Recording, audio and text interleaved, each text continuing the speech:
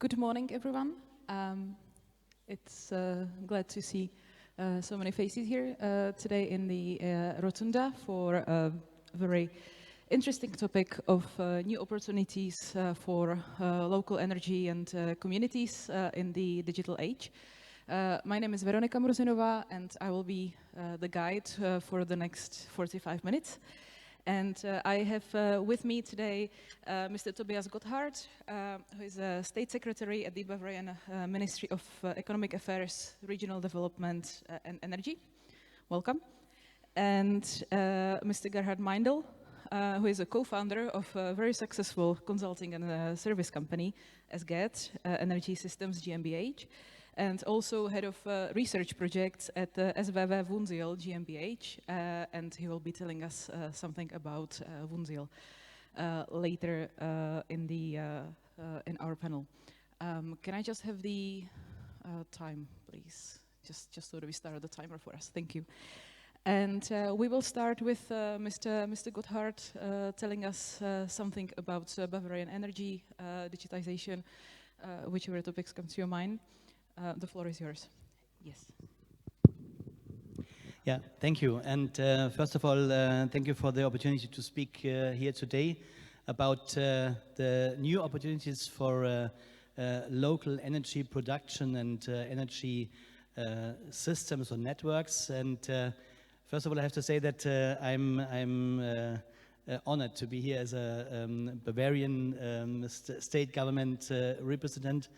It's always an honor to be in Czech Republic and to be in a close partnership with our Czech partners. I'm pretty sure that, especially with the challenging things in Europe, we need to have cross-border cooperation to find the answers we need. So let's talk about local energy production in Bavaria. What is the state of the art, the situation at the moment in Bavaria? We've done a lot to increase the percentage of renewable energies in Bavaria. And if you take the energy produced in Bavaria, at the moment, 70% in total is produced by renewable energies. Most of the energy comes from solar energy.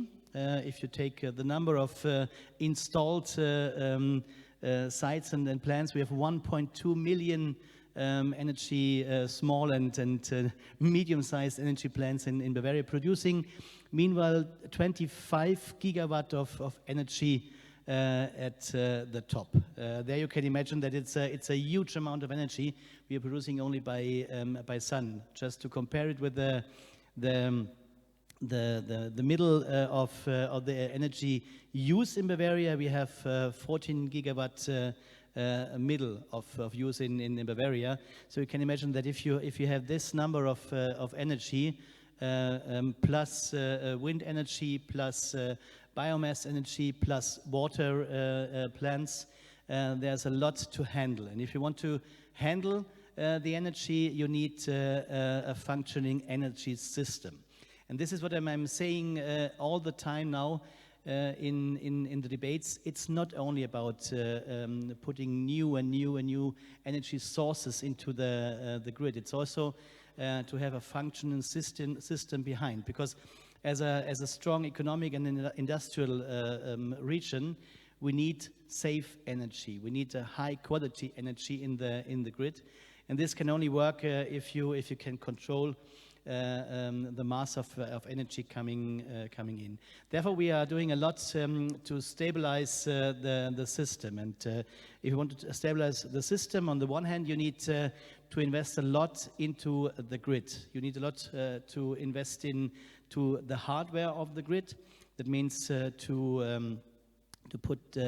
build plenty of miles of new nets and grids across Bavaria on the high level, but also on the middle level. You can imagine that also our grid has changed a lot in Bavaria, because in former times we had nuclear plants, we had coal plants, so always centralized places from where the energy had to go out to the regions, the cities, and the rural places in Bavaria. But now it's the other way around. We have, especially in the rural regions, we have a lot of solar energy producing, and this has to get back into the grid. So we worked a lot to change the net from top down. I mean, it's a completely different situation, and we're still working on it because especially as you go into the capillars of the net, into the smallest places you can imagine,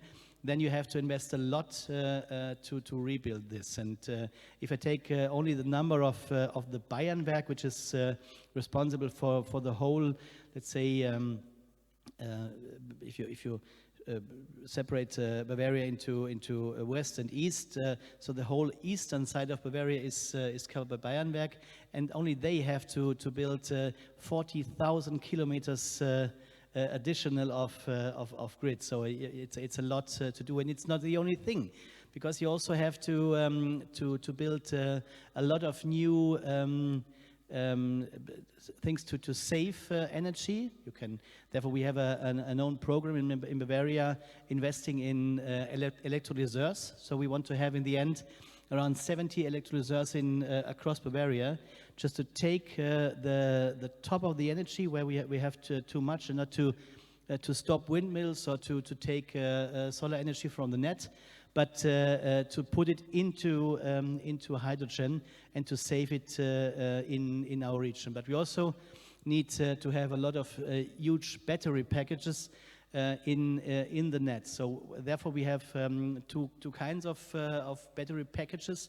One is the one that serves the grid, that is only working not for benefit of the company, but to take the plus out of the net and to save it where you have too much in the net locally, to stabilize the net. But also we want to open the grid and the market for those big batteries that are not serving the net, but serving the benefit of the ones who invest. And both you have to bring together, because sometimes it's not the same goal they are following. The ones that serve the net are following the rules of the local situation. So if you have locally too much solar energy, let's say in Deggendorf, then the grid serving battery will start to take energy out of the net and save it and bring it back to the net and the market whenever there is space locally in the net.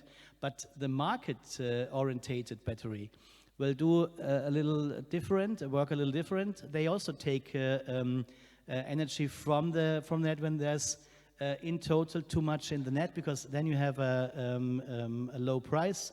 You can save it, but they will bring it back to the net whenever you have a high price in the net. And to have a high price in the net depends on the price on the market in Leipzig, and not at the local situation in Deggendorf. So it can happen that we have still an overload of energy in Deggendorf, but a high price in Germany. And then the market-orientated battery will bring the energy back to the grid. The net serving battery will not bring it back to the grid, because locally there is no space for it. So this is one thing we have. We have the grid, the hardware for the grid. We have the batteries we have to invest, but we also have to invest to have the smart grid, because there's a huge potential. If you don't have only the old grid, the old working one, where you never can go up to 100% of use. But if you take all the opportunities we have in the smart and digital grid, you can put a lot of more energy in the existing grids. So that is what we're also working on, and we have a very interesting common project, EU funded, with the Czech Republic. We are working on a Gabreta Smart Grid, and it's the first time that we try to connect both our region, Bavaria, and Bohemia, not only on the high voltage system, because at the moment we have one link between the countries to get energy from one country to the other, But with the smart grid, Gabrita, we do it on the low voltage system. So we try to have, in the end, if I remember right, 6 or 7 points of connection with the net in Czech Republic. So in future we have the possibility also on this level to connect and to share the energy we have and to stabilize our system. This is very important because, as we've seen in Spain and in Portugal a few weeks ago, it only takes a few minutes, 20 minutes, to break down a grid, to break down an energy system. So we have to invest a lot also on the local level to be safer than we are at the moment. And one thing we're also working on, if we talk about the opportunities for local energy in the digital age, if we talk about being safe in cases of being more safe, in case of brownout or blackout, the question is also how you can rebuild the electricity and how to rebuild the grid. And one thing we are working on, which is very interesting, Bavaria has around 15% of the energy production in our region from water plants. So it's the highest percentage in Germany. In Germany total, you only have 2 to 3% produced by water energy. In Bavaria, more than half of the water plants of Germany are based in Bavaria, sometimes smaller ones, yeah? And you can use them also to rebuild your grid if you're ready. And if the best thing to get them ready for a black start is to connect them digital, because at the moment you just can use them to rebuild local networks. You can use them to separate the local network, maybe driven by a local supplier, and you can use it to try to rebuild this. But you can't rebuild or give a use them to rebuild the whole network. But if you can make it on a digital way, you can use them to give their potential to rebuild our net after a brownout or after a blackout. And this is also what we are working on. To be prepared for all the things we know and we not know yet, we are investing a lot in high-tech and deep-tech solutions for a new and smart energy system in Bavaria that is ready to serve all the local needs we have by this decentral new system we created the past 10 to 20 years. And we have a lot of companies, a lot of startups in Bavaria doing a great job. We have a lot of universities, but also institutes like Fraunhofer also working on these issues. And what we want to do in Bavaria, and we did the past 7 years, was to to fund this by a high number of money. We have in Bavaria the so-called High-Tech Agenda Plus, which was backed by in total 6 billion euro to support high-tech development in Bavaria. And a lot of this money went into investments linked to the energy system, the energy question in our region. And I'm pretty sure that if Europe in total wants to stand as a interesting and leading economic and industrial place, and as a politician I say yes, we have to be and to stand an industrial place in the future, but therefore we need to have a common idea of what we want to develop as a secure and resilient energy system for Europe. And therefore we have to stick together. I just had a meeting with the Czech Semiconductor Center here in Brno, and it was very interesting to talk to them and to talk about the question of the role of semiconductors in the smart grid. because we are at the moment we are talking about the smart meters, for example. The smart meters rollout. I heard that Czech Republic has also not gone very far. We have the same problem in Germany. We slept around 10 years and then discussed about whether it's allowed to send the smart meter by post. It was a long debate in Germany for data security reasons. So when other regions and countries have already done the work, we were still discussing. But nevertheless, take the opportunity in the challenge and the opportunity we have, not having rolled out the existing version of smart meters.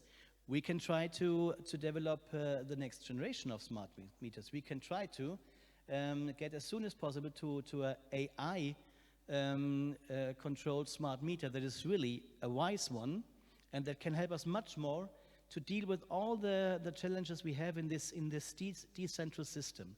So if we talk about new opportunities for local energy production, for local energy systems, we really need to back up. We need to have to renew the energy system in Europe and to make it proper for all the new needs. Besides all the legal frameworks we still need to develop, because not in every corner of the legal framework we have the rules as we need to support really decentral and local energy production. But we want to have it, we need to have it also for security reasons, because as soon as you have a big plant, I mean, we still will have the big plants. We'll need them because you can't run a system like the renewable system without the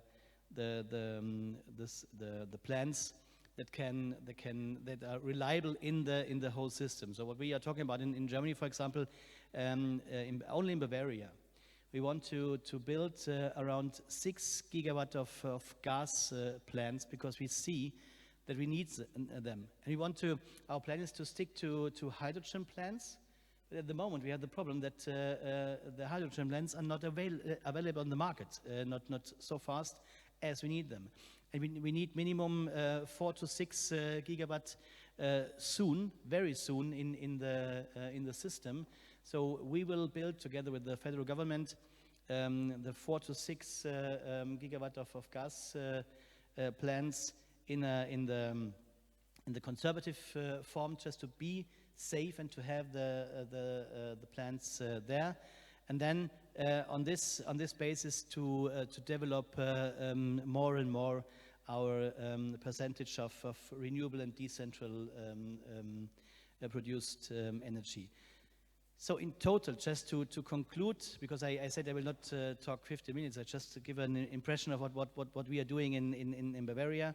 We are investing a lot to be in a leading role for the innovation in smart grids. We try to work very, very close with our European partners to have a European idea how the decentral and working and safe smart grid in Europe could and should look like in future. And we still stick to the goal to get as much of renewable energy we can have.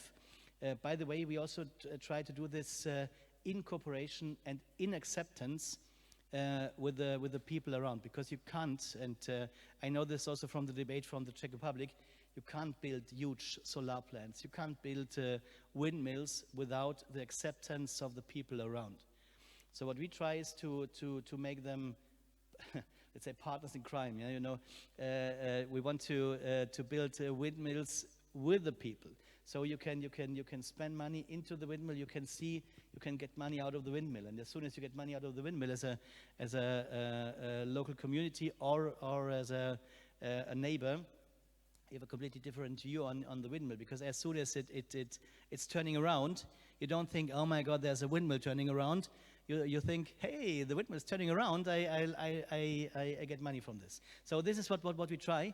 And with this, I'll close my short remarks, and I'm looking forward to get questions from you and in the debate. So I'm pretty sure we can manage the challenge of a safe energy supply in our region, your country, in Europe.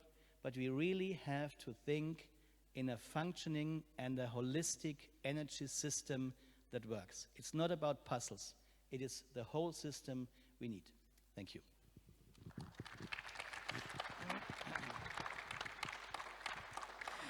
Thank you. Thank you for your very thorough introduction into Bavarian energy and digitization of your systems. And now I would like to ask Mr. Meindl to take the stage. He has prepared some slides for us. So we will talk about Woonsiedel. And this is also opportunity for you to pose questions via the Eventee app or with a QR code that's here on the screen. So far, I can't see any questions, but I would love to have some questions from the audience. So please send us whatever you can think of. If you have anything, either for Mr. Gotthard or Meindl, we'll be happy to answer them at the end of the debate. Thank you. And the floor is yours.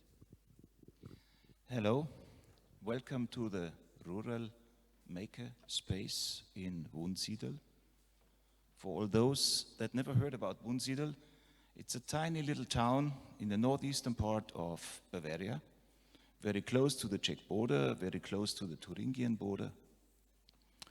And let me take you for a short journey into the past. Imagine you're in the year 2000, and our old mayor had to realize he lost nearly all industry. His inhabitants, or the count of inhabitants, was going down from 13,500 to about 10,000. All the younger people went away for work and never dared to come back. And they had to decide whether they want to keep their grid license for electrical supply, or they want to give it back to Bayernwerk, which were very eager to snap that license, but would have meant another 70 jobs lost in the Stadtwerk, which was still in operation. So decision was made to look in the surrounding, to do some sort of an assessment, what they could achieve with those upcoming renewable energy sources everybody was talking about. Nobody was talking about digitization, industry 4.0, whatever, but they only wanted to create their own energy, and they tried to get started based on that assessment. The results of the assessment were very promising. There was a lot of forest-based biomass. There was some reasonable wind that could be used over the year. There was an expected count of 1,100 sun hours in the year that could be used. So, decision was made to get started with the first larger PV array on the storage facility of the Stadtwerk on the roof. And immediately we got grounded. Because in 2003, when we wanted to get started, there was no bank eager to finance a PV array with not even 50,000 euros, because it was much too early for all the financial people to really think about renewables. So, not to get lost in transition, there was an attempt to invite the public for a public funding. And there were two major results. First of all, there were a lot of people that signed in, so we could get started.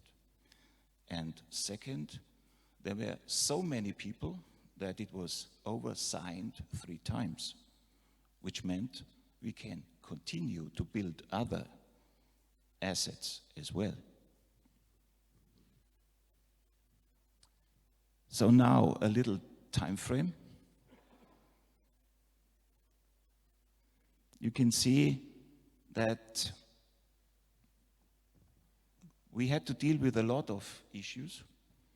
It's not only the sources themselves, the technology to create energy out of sun, out of wind, but very soon we had to realize with a public funded entity that our customers, our dear shareholders, stakeholders, they want to know what we are doing. What's the operational outcome? And they told us, tell us. So in the first instance, I think we had about 8 to 10 inverters on that PV array on the roof. And we had to connect all of them. We had to build some sort of a dashboard so we could show to the public what we had achieved. And all of a sudden, we had started the digitization process for the renewables in Wunsiedel. You can see there is questions of storage, which came later on. There is the question of energy efficiency, which is the earliest stage where you have to enter into digitization, otherwise you get lost. Because if you don't have data, if you do not measure the performance, you can never raise any potential from energy efficiency. Then you end up with IoT, I will show you in a minute. And after that, when you have sufficient supply of your own generated energy, you have to go to the markets because you cannot even spend it all inside your grid all the time. As already declared, there was the first PV array with the public funding and the digitization approach. After that, we started to try wood or forest-based biomass with a large CHP based on wooden chips. And we always try to talk about our mistakes as well. There we made one of the first mistakes because the municipality gave us some piece of land in the eastern side of the city. And when we had started to build the CHP, we realized, oops, what are we going to do with the heat that's coming as a waste from the CHP operation?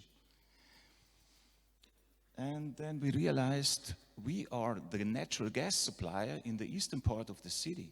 So if we build a district heating there, we jeopardize our own natural gas business. So we need to have a replacement for that, and we found it in the drying of the sawmill you need to generate wooden pellets. So we built a pellets production together with the CHP. Now, this was the nucleus of our energy park. And again, we had to build a lot of digital connections because even there, the public wanted to know what is going on. The public wanted to know what rate of pollution and exhaust we are producing, and. So the next one we hit was the wind. Together with partners, we built windmills. We operate 3 of them in our grid.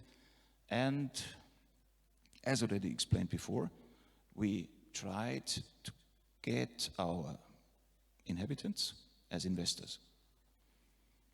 Because from our neighbors, we learned they will never offend what they own.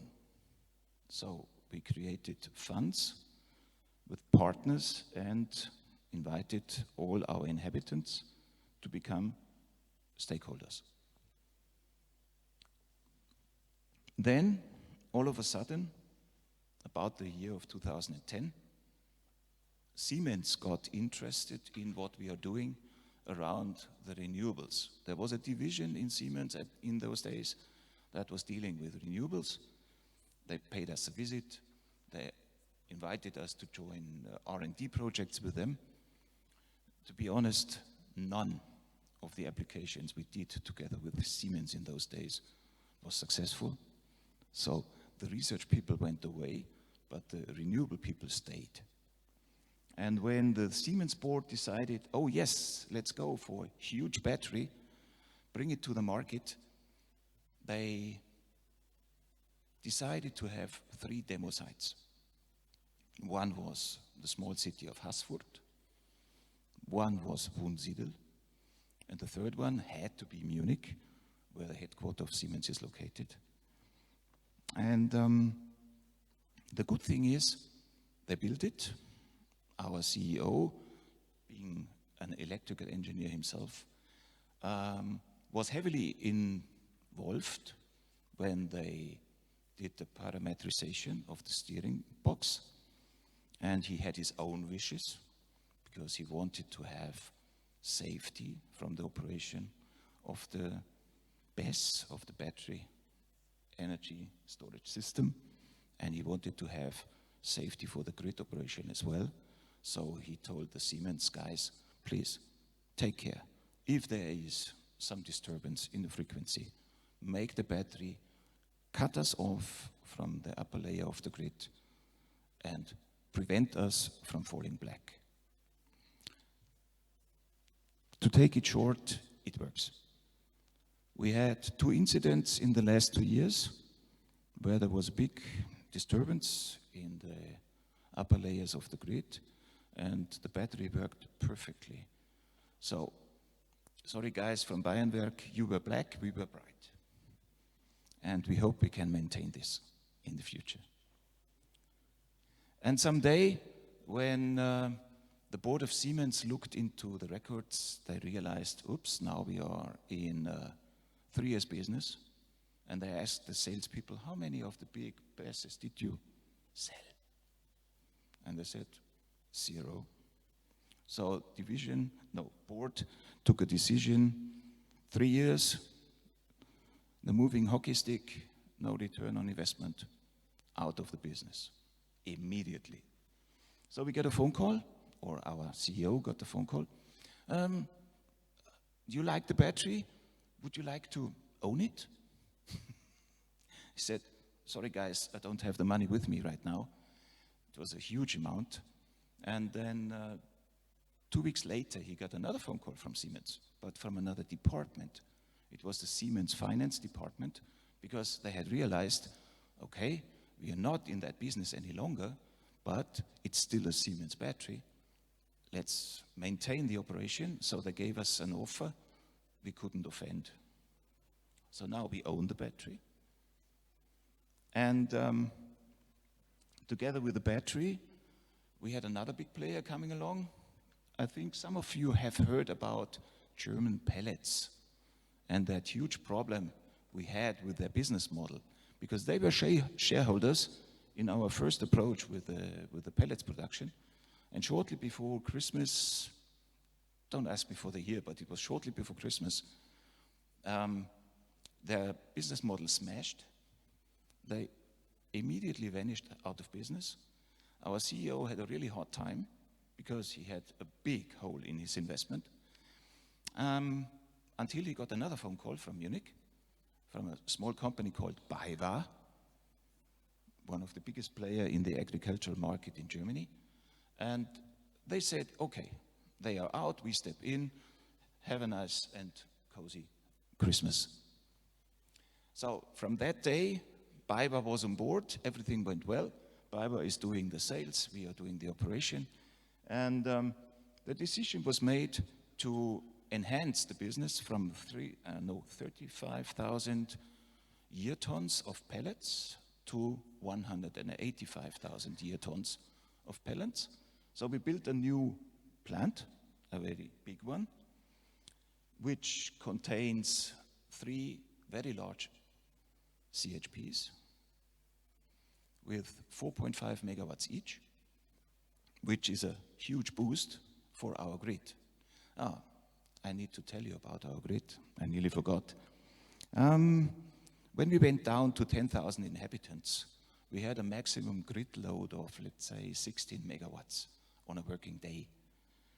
And with these 3 CHPs alone, with the surplus of electrical energy, we could operate it.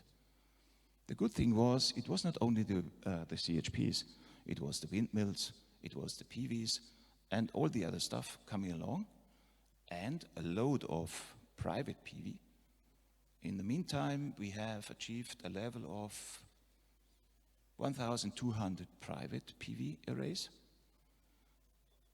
We have 5 large commercial PV arrays, and we have 12,000 nodes or customers in our electrical grid, which means we have a coverage of 10% of our customers that are our partners for energy production. So, to speed it up, with all those figures I gave to you, with that big number of PV arrays and new political developments like in-feed tariff and dynamic tariff and a lot of other things, with upcoming of redispatch, where the task of the physical balancing in the lower level of the distribution grid was dedicated to the lowest level distribution system operator, DSO, yes. We suddenly had the problem that we have to take care about to have a physical balance 24/7, 365. And this only works if you really can store the energy you have created from the renewables.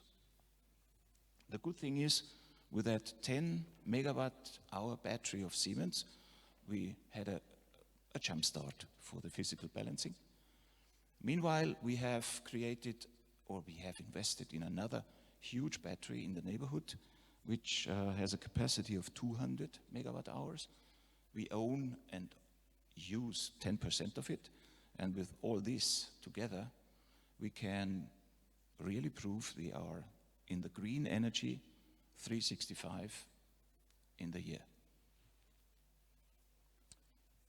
Then again, Siemens paid us a visit because they were interested in building a large industrial size of electrolyzer. And you will see it afterwards.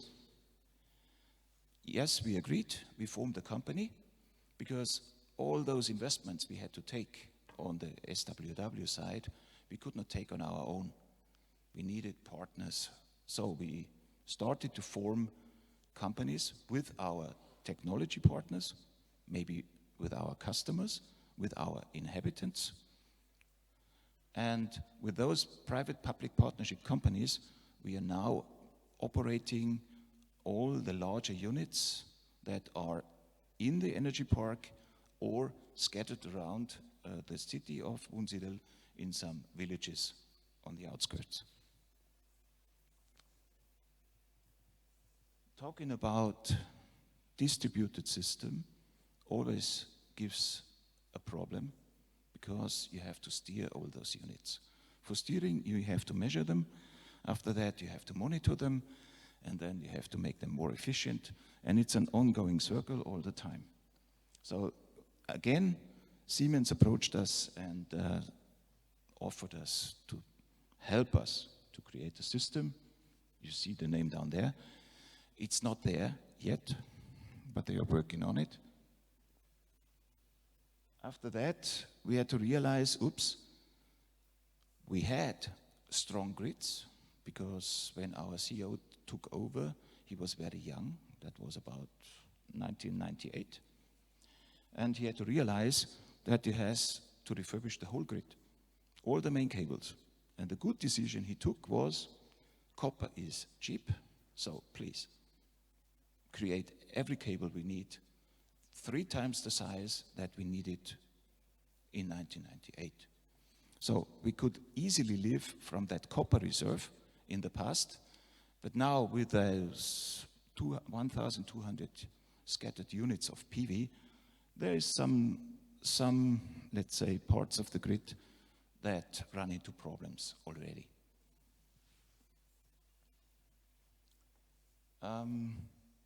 In the meantime, we did not stop to invest.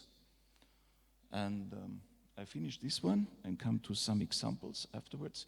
We are looking into districts as well. So we formed district heating systems where we had to put, let's say, energy islands into villages, which we could not connect with a pipe. And today we are heavily engaged in the market.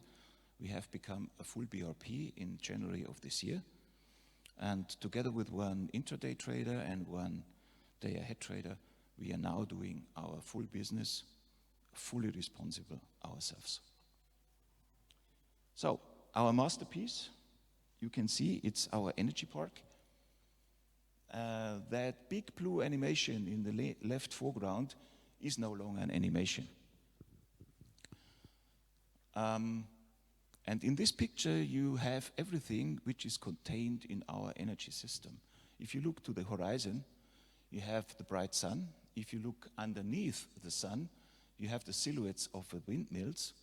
And in the middle, you have that energy park with the electrolyzer on the left-hand side, with the big pellets production behind it, under the word H2 pipeline.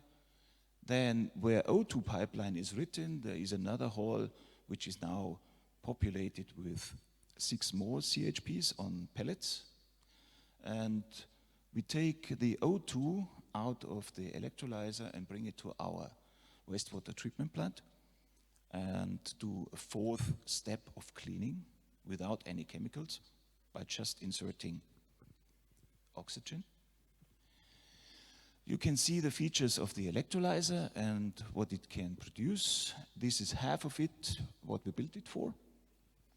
We wanted to have 17.5, but we lost the interest when we heard the price, so we just built half of it. But we will continue to try to get the full setup.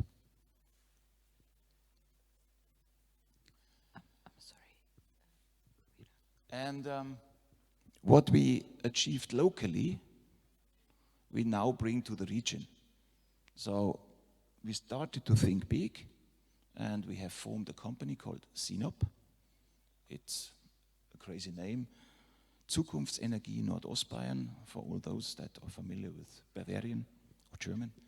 It's a municipal participation company. And meanwhile, we have 28 municipalities, 4 counties, and 3 Stadtwerke engaged in there. And it's a fundraising, concept building, asset operating company that gives its revenues to all the stakeholders, means to the municipalities. This is another concept, because if you think big, you have to think micro as well, and to take along everybody who has an interest. So we create a concept that would migrate every building into a generation, storage, and supporting unit for our grid in Wunsiedel, which means the customer can decide how much PV he will put on the roof, what type of battery he wants to have in the cellar, whether he wants to go with maybe some hydrogen for his own purpose or whatever. This is connected to our larger district generation units and storage units. On the left-hand side, you see energy park and the large assets, and in the middle up, you see whatever I said before. You have to have an IoT platform, you have to have digitization, and you can choose a number. If you have more than 3 assets, you are in digitization, otherwise you don't get steered. And again, digitization is the name of the game. Sorry for being that slide in German. I will shortly translate it for you. We want to build a digital twin of our complete energy system for simulation purpose, for calculation purpose, what fits in there and where, for optimizing in the market, for local energy products, for integration of all our dear customers, and continuous KPI monitoring, optimizing of efficiency, sorry about that, and steering, and for the major use of sector coupling for the future to come. This is it. So welcome to the new world. Thank you very much. I didn't want to interrupt because it was all getting very interesting in terms of digitization. We have actually run out of our 45 minutes, but I think we can maybe manage one question that came from the audience. And it's a financial question for you, Mr. Gotthard, maybe even for you. What's the source of for the development of the grid in terms of financing? And maybe what sort of pricing strategy would you recommend to Czech grid operators for securing or rollout of the smart meters? So in general, the financing of the net, of the grid is done by the energy price. We have a part of the energy price, the so-called Netzentgelte, that is taken from the participants of the net to finance the reconstruction, the renewing of the grid. But we see that it's not enough. You can't put all the money you need on the energy price, because we have, as you mentioned in the beginning, already a very high energy price in Germany. So what we started is to, or what the federal government started is to take additional public money to spend in. The last was 5 billion euro they put into the development of the grid. I'm pretty sure that we'll need much more investments, because talking about the total amount you need to renew the German grid for the needs we have at the moment, the last number I have is a number taken from 2 years ago. It's 900 billion euros. So it's you can imagine it's a unimaginable price we have to pay in total, and therefore we need a lot more ideas. But therefore also beside the money we need the digitalization and new ideas, because we will not be able to pay, but also to manage the additional buildings or net grids we need to build up. So we have to have other ideas to get more efficiency into our net. Thank you very much. And I think with this we will conclude. Both gentlemen will be available for, I think, more questions here on the stage. Thank you everyone for coming to this panel. It was a pleasure to have you both here, and I'm pretty sure we will have like a separate conference on the whole Czech Bavarian digital age, because there is a lot more to talk about than this short 45 minutes. So again, thank you very much. It was a pleasure, and thank you here in the audience as well. Thank you.